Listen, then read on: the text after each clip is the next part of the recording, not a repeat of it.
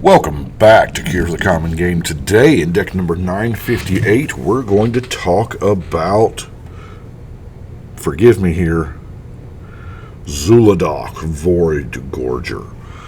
Now, this is the face commander from the Commander Masters Commander decks. Let's see what this guy's got to offer. Yes, an Eldrazi.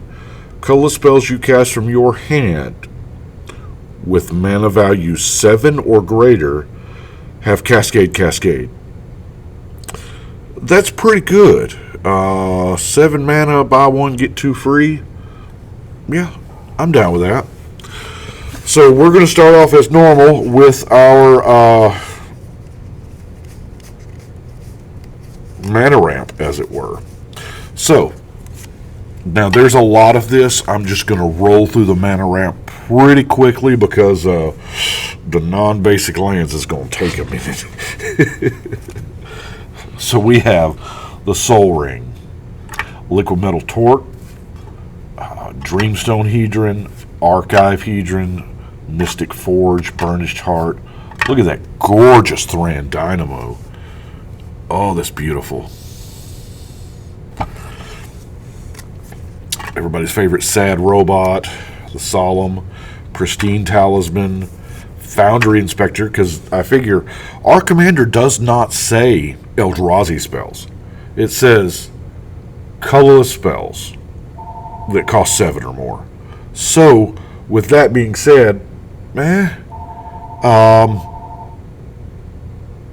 we can, the big artifacts will do it as well. So, and with all the rocks and good, I'm trying to justify Foundry Inspector in a colorless deck.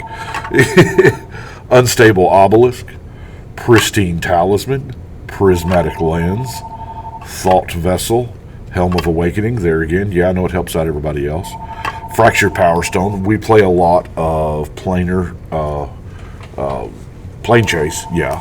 So, Mind Stone, Explorer's Scope, Wayfarer's Bauble. But the last one that I do consider ramp, I want to talk to you about, called Dark Steel Monolith. Now, Dark Steel Glare's more like it, right? So for 8 mana, we have an indestructible. Once per each turn, you may pay 0 rather than pay the mana cost for a colorless spell you cast from your hand. Which leads us right into our card draw. Now, sadly, we are colorless. Yes, a few of those mana rocks will sack 4 to draw a card, but we don't have much in straight colors. Y'all know that. Bonder's Ornament is back. I liked it the first time. Y'all know that. 4 mana, you get to draw a card. Everybody else has got one, does too, but that's probably not going to be anybody else. And then Sandstone Oracle here is a huge win because, well, it's a 7 mana spell, so you're going to get 2 free spells off of it anyway, and then you're going to get to draw up to the biggest hand size.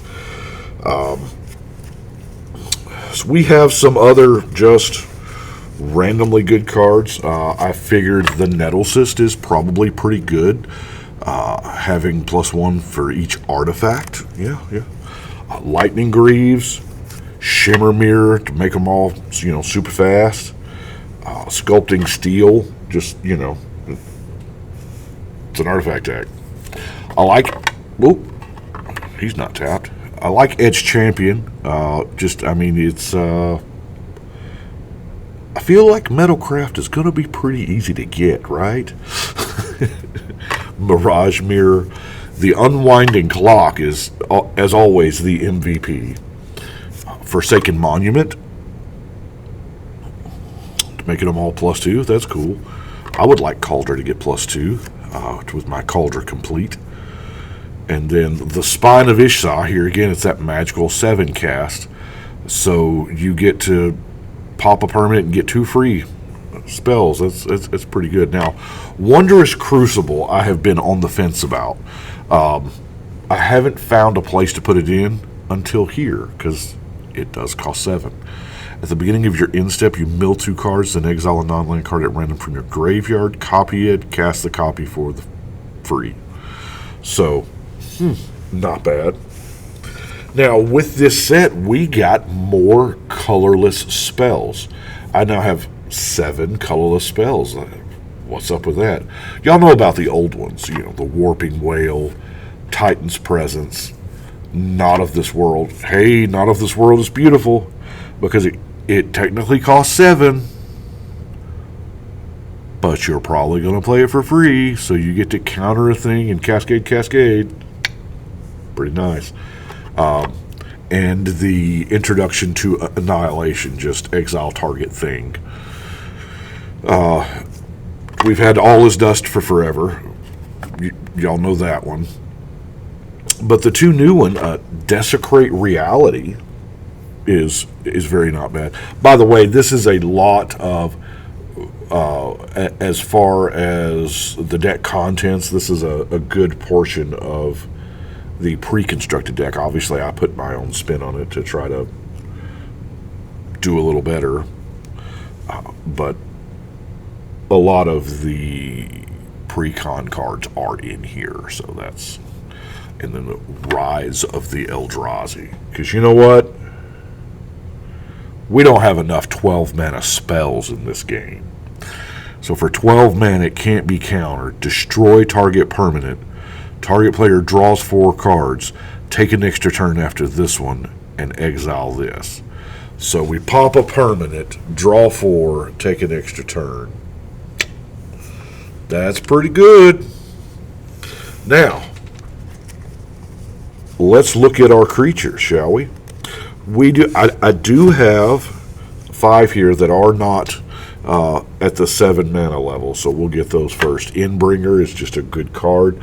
I probably should have gone in the card draw section, because that's probably what we're going to use it for. Soul of New Phyrexia, I love. It trumps a whole lot of board wipes. Not all of them. Some of them say exile or minuses, you know. Hexavus.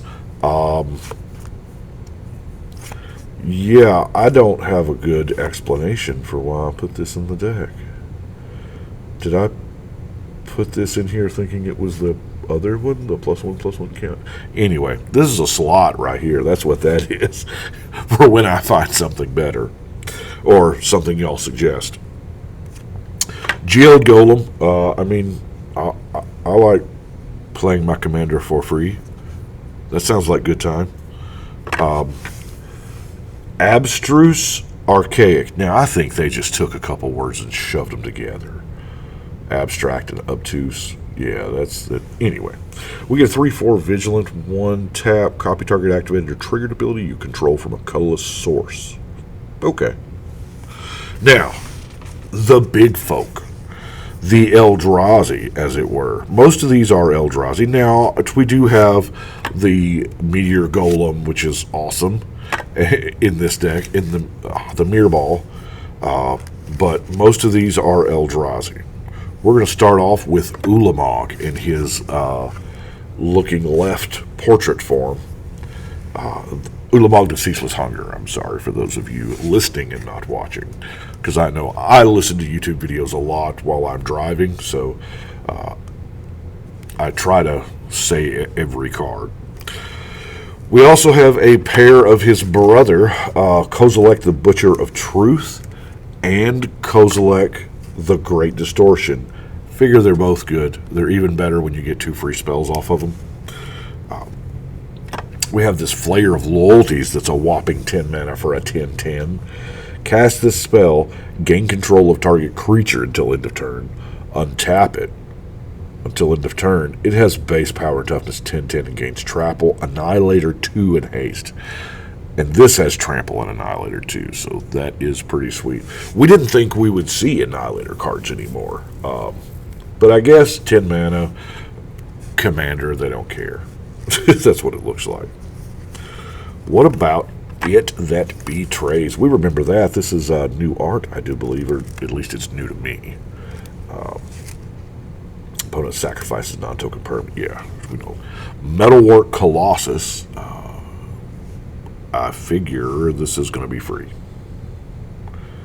This will be a free 10/10 that we get 2 free spells out of. So, Path Razor of Ulamog, Annihilator 3. Artisan of Kozilek, Annihilator 2. Now, this is going... I feel like there is an entire generation of Commander players that is not used to playing against Eldrazi and Slivers. And Super Friends has really fallen by the wayside as well. So I figure that there's a lot of what going to be happening at tables, you know. Triplicate Titan, I like this one. 9 mana, 9/9, Flying Vigilant Trample, and it does the split thing, you know. And it's really so good. The Phyrexian stole it, and it's the Phyrexian Triniform now. Which does the same thing. It has Encore. It doesn't have those abilities. It has Encore instead of that, which is fine. We have the Hand of Emrakul. Annihilator 1. Ulamog's Crusher. Annihilator 2. Void Winnower. You know? Can't even. Now, granted, I didn't build a deck around it. You never know, but it does take out half, you know, it prevents half the cards in the game, so. Bane of Balaged. Yeah. Exiles 2 permanents. Now, we're going to look at the, the non-basic lands. This is going to take a while. I'm going to roll through the obvious ones. So, here we go. We've got Urza's Power Plant. Mine and Tower. Now, I love the War Room in a colorless deck because, you know, it's just pay 3 to do it. Myriad Landscape goes and gets some of our waste over here. Hall of the Bandit Lord. Sometimes we just want to bring Ula out quick and, you know, smash face with it with haste. And sometimes that's worth 3 life.